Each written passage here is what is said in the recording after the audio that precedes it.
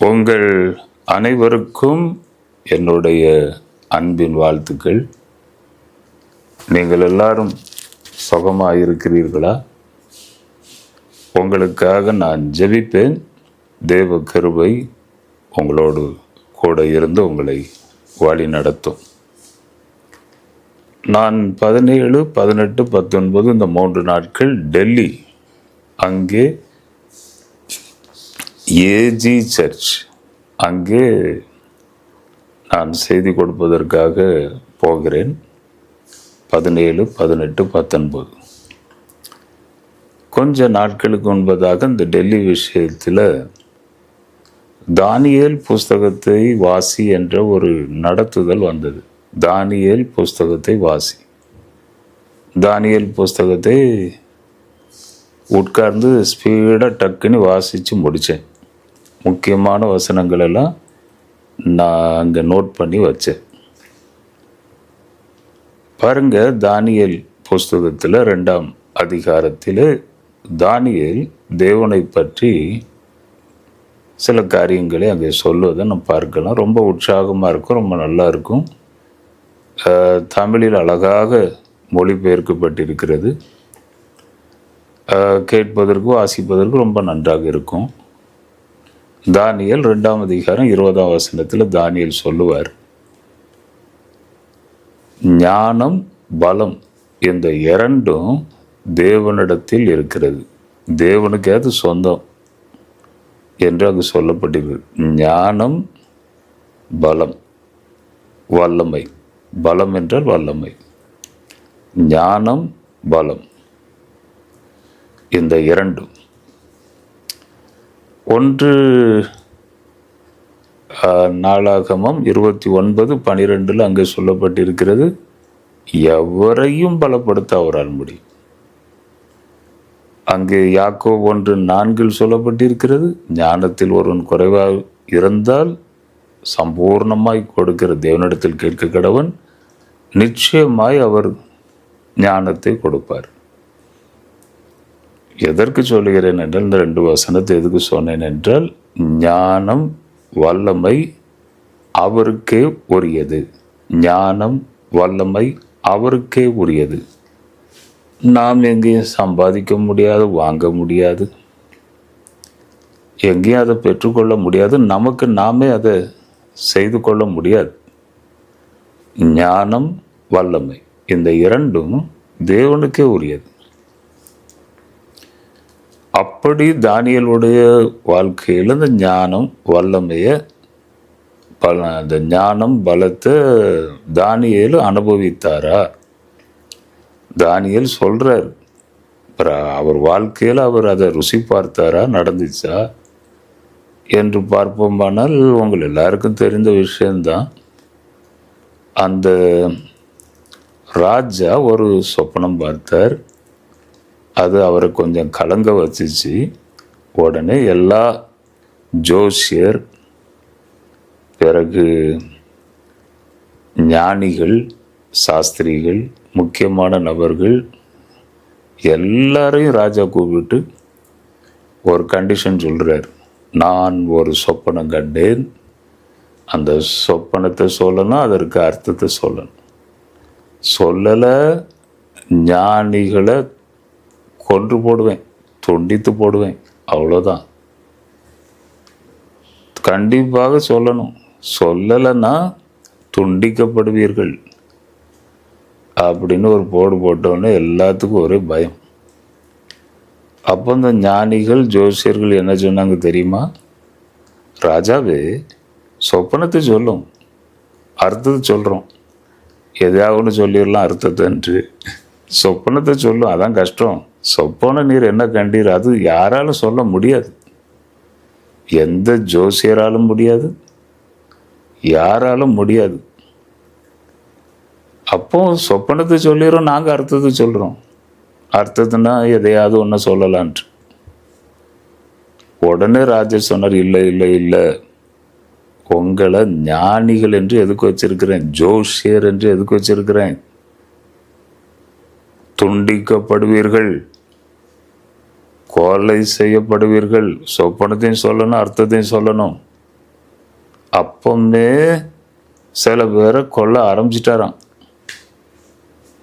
அப்போ தானியேலுக்கு அது தெரிந்தது. தானியேலு உடனே ராஜாவினிடத்தில் என்னை கொண்டு போங்கன்னு சொல்லி ராஜாவினிடத்தில் போய், ஐயா யாரையும் கொல்லாத ஐயா, கொலை செய்ய வேண்டாம், என் தேவன் மறைபொருளை வெளிப்படுத்துகிற தேவன், எனக்கு கொஞ்சம் டைம் கொடு, நான் போய் அவருடைய பாதத்தில் இருந்து நான் கேட்டு கண்டிப்பாக வந்து சொல்கிறேன் என்று தானியேல் சொன்னார். உடனே தானியேலை அனுப்பிவிட்டார்கள். பிறகு தானியேல் ராஜ சமூகத்தில் வந்து அவன் சொன்னான், ராஜாவே, இதுதான் நீர் கண்ட சொப்பனம். சொப்பனத்தை சொல்லிட்டேன், இப்போ அதுக்கு அர்த்தத்தையும் சொல்கிறேன் என்ற அர்த்தத்தையும் சொன்னான். யாராலும் சொல்ல முடியாது. தேவன் ஒருவர் தான் இந்த மறை பொருளை வெளிப்படுத்துகிற தேவன், வெளிச்சத்திற்கு கொண்டு வருகிற தேவன். இருளில் இருக்கிறதை அறிவார், மறைந்திருக்கிறத வெளியே கொண்டு வருவார். அப்போ அங்க தானியேல் சொல்றான், ஞானம் பலம் இந்த இரண்டும் தேவனுக்கே உரியது. நம்மளால ஒன்றும் செய்ய முடியாது, நம்ம கூட்ட முடியாது, குறைக்க முடியாது என்று தானியேல் சொல்லுகிறான். ஞானம், ஞானம் என்றால் என்ன? மறைந்திருக்கிறதை, புதைந்திருக்கிறதை, சத்தியத்தை, மறைக்கப்பட்டதை வெளியே கொண்டு வந்து மக்களுக்கு அறிவிப்பது. அது தேவ ஞானம் இருந்தால் தான் செய்ய முடியும், எல்லாம் செய்ய முடியாது.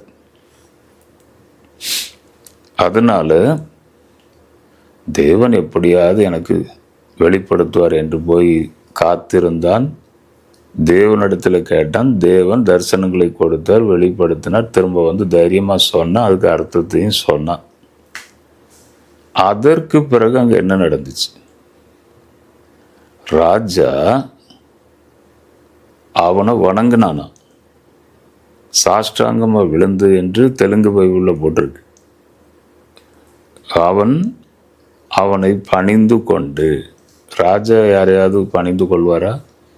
எங்கேயாவது கேள்விப்பட்டிருக்கிறோமா? ராஜா முன்னால் நூற்றுக்கணக்கான மக்கள், ஆயிரக்கணக்கான மக்கள் விழுந்து அவருக்கு முன்னால் அப்படியே சாஷ்டாங்கமாக விழுந்து கிடப்பாங்க. ராஜா யார் முன்னாலேயாவது போய் விழுவாரா? விழமாட்டார். இங்க என்ன சொல்லப்பட்டிருக்கிறது? ராஜா தானியேலுக்கு முன்பாக விழுந்து பணிந்து, தானியேலுக்கு காணிக்கை கொடுத்து, வெகுமதிகளை கொடுத்து. ராஜா எங்கேயாவது சொல்ல கேள்விப்பட்டிருக்கிறோமா இப்படி செய்கிறத?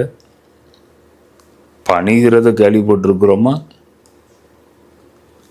ராஜா அசல் பணி. அப்பவுமே ஞானிகளை கொல்லுன்னு ஆர்டர் கொடுத்தாச்சு, ஞானிகளை கொல்ல ஆரம்பிச்சாச்சு. அப்படிப்பட்ட அந்த ராஜா ஒரு மனுஷன் முன்னால போய் சாஷ்டாங்கமாக விழுந்து பணிவாரா? என்ன தரிசனம் காண்கிற ஒரு மனுஷன், தேவ ஞானத்தை பெற்ற மனுஷன், தேவ அறிவை பெற்ற மனுஷன், புதை பொருளை தேவன் வெளிப்படுத்துவார், அந்த கிருபை பெற்ற ஒரு மனுஷன் முன்பதாக ராஜா சாஷ்டாங்கம் பணிகிறார் என்றால் எவ்வளோ பெரிய காரியம். உங்களுக்குள்ளே ஒரு ஆசை வரணும், இந்த உலகத்தில் பிறந்துட்டோம், எதையாவது தேவனுக்காக நம்ம சாதிக்கணும். எதையாவது, வாழ்க்கை போய்கிட்டு இருக்கு, நாட்கள் போய்கிட்டு இருக்கு, எதையாவது நம்ம சாதிக்கணும். தேவாதி தேவனிடத்துல எதையாவது பெறணும். ஸ்பீடா போகுது காலம், ஸ்பீடா. அதனால எதையாவது நம்ம தேவ கிருபை பெற்று நம்மளும் கூட தேவனுக்காக நிற்கணும் என்கிற ஒரு வைராக்கியமும் ஒரு ஆசை உங்களுக்குள்ள வரலாம். இயேசு என்ன சொல்லி இருக்கிறார்? கேளுங்கள் உங்களுக்கு கொடுக்கப்படும். தாகமாக இருக்கிறவன் வரட்டும், தாகமாக இருக்கிறவன் கேட்டால் கண்டிப்பாக நான் கொடுப்பேன். இதற்கு வேற எதுவும் கிடையாது. அப்போ உங்கள் இருதயத்தில் தாகத்தை நீங்கள் வைத்து கொண்டு, தேவனை எனக்கு இந்த கிருபைகளை தாரும், இந்த ஞானத்தை தாரும் என்று கேட்டால் நிச்சயமாக தருவார். தேவ மகிமைக்காக ஒரு காரியத்தை சொல்கிறேன். தூத்துக்குடிக்கு வந்திருந்தேன். தூத்துக்குடியில் 2 நாள் மீட்டிங் ஐபிஎம் சர்ச்சில் நடந்துச்சு.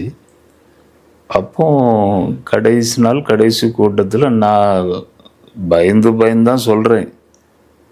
எதுக்குன்னா, ஒரு அரசியலில் எனக்கு தெரிந்த ஒரு ஆளை தேவன் விஷனில் எனக்கு கொண்டு வர்றார். விஷனில் அவர் அரசியலில் இருக்கிற ஆள். உடனே ஆண்டவரே, அங்கே அரசியலில் இருக்கவங்க யார் வருவா அப்படின்னா, அந்த விஷனில் அந்த அரசியலில் இருக்கிற ஒரு ஆளை ஆண்டவர் கொண்டு வர்றாரு. நான் ஜெபத்தில் இருக்கும்போது அப்போ போய் கொஞ்சம் பயந்து தான் சொல்கிறேன், இருப்பாங்களா அப்படின்ட்டு. கூப்பிட்ட உடனே ஒரு சிஸ்டர் உடனே எழும்பி நின்னாங்க. முன்னால் வந்தாங்க. அவங்களுக்கு ஜெபம் பண்ணிட்டு, உங்கள் புருஷன்கிட்ட போய் சொல்லுங்கள், புருஷன் ஏடிஎம்கேல முக்கியமான ஒரு லீடர், அவங்ககிட்ட சொல்லுங்க, தேவன் இப்படி சொன்னாருன்னு சொல்லுங்க, தேவன் இதை சொன்னாரு, சார் சொன்னாங்கன்னு சொல்லுங்க அப்படின்ட்டு சில காரியங்களை சொல்லி அனுப்புனேன். அடுத்த நாள் மீட்டிங் முடித்து ஹைதராபாத்துக்கு திரும்புகிறேன். அப்போ தூத்துக்குடி ஏர்போர்ட்டுக்கு போய்கிட்டு இருக்கிறேன். அந்த பாஸ்டர் மகன் என்னை கொண்டு ஏர்போர்ட்டில் விடுறதுக்கு கொண்டு வர்றாங்க. இடையில என்னுடைய காரை நிறுத்தி, நாங்கள் வர்ற காரை நிறுத்தி, நான் சைடில் உட்காந்துருக்கேன். அந்த சைடு ஜன்னல்கிட்ட வந்து அப்படியே தலையை வணங்கி நமஸ்காரம் செய்கிறாங்க. அந்த எடப்பாடி பாட்டியில் இருக்கிற அந்த சகோதரன். எனக்கு கண்களில் கண்ணீராக வருது. ஆண்டவரே, இது என்னப்பா இது? நாங்கள் இப்படிப்பட்ட காரியத்தையும் நீர் செய்கிறீர அப்படின்னு சொன்னால், எனக்கு ஒரு சின்ன காணிக்க, பாஸ்டர் ஐயாவுக்கு ஒரு சின்ன காணிக்க கொடுத்து சந்தோஷத்தோடு தலை வணங்கி ரோட்டில் எங்களை போய்கிட்டு இருக்கிற வண்டி நிறுத்தி எங்களை செய்து திருப்பி அனுப்புனாங்க. எதற்கு? ஆண்டோடைய மகிமைக்காக நான் சொல்கிறேன். நான் ஏதோ பெரிய ஆளுன்று கிடையாது. தரிசனம் பார்க்கிற ஒரு மனுஷன், தரிசனம் பார்க்கிற கண்களுடைய ஒரு மனுஷன், தேவ ஞானம்தான் அந்த தரிசனத்தை கொடுக்க வைக்கு. அப்போ தேவ ஞானத்தை பெற்ற ஒரு மனுஷன் கண்டிப்பாக சமுதாயத்திலே கனம் பெறுவான், கண்டிப்பாக. அப்போ வந்து தானியேலு முன்னால் ராஜா வணங்கினாராம். அப்போ தேவாதி தேவன் என்றைக்கும் மாற மாட்டார். நேற்றும் இன்றும் அவர் என்றும் மாறாதவர், தேவன் மாறாதவர் என்பதை வேதம் நமக்கு சொல்லுகிறது. நீங்களும் உங்கள் தாகத்தை கூட்டிக் கொண்டு, நானும் இந்த உலகத்தில் எதையா சாதிக்கணும், தேவ கிருபையை பெறணும், தேவ ஒத்தாசை பெற்று இந்த ஞானத்தை பெற்று மறைக்கப்பட்ட காரியங்களை நான் அறிந்து மக்களுக்கு சொல்லி அதன் மூலமாக தேவனை மயப்படுத்தணும் என்று நீங்கள் யாராவது உங்கள் இருதயத்தில் அந்த தாகம் என்ன இருந்துச்சுன்னா, கண்டிப்பாக நீங்கள் கேட்டால் நிச்சயமாக தேவன் உங்களுக்கு உதவி செய்வார்.